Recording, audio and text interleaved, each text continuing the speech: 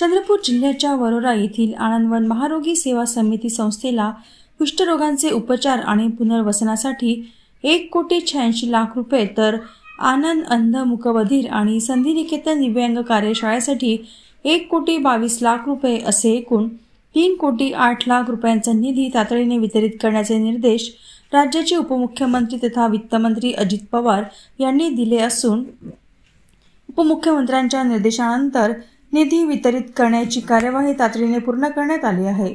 उपमुख्यमंत्री अजित पवार यांनी तातडीने दाखल केलेल्या या कार्यवाहीमुळे थोर समाजसेवक दिवंगत बाबा आमटे आणि साधनाताई आमटे यांनी 75 वर्षांपूर्वी स्थापन केलेल्या महारोगी सेवा समिती समोरील आर्थिक अडचणी दूर होण्यास मदत होणार आहे। दिवंगत बाबा आमटे आणि साधनाताई आमटे यांनी कुष्ठरोग्यांच्या सेवेसाठी 75 वर्षांपूर्वी 1949 मध्ये चंद्रपूर जिल्ह्याच्या वरोरा तालुक्यातील आनंदवन येथे महारोगी सेवा समितीची स्थापना केली आहे।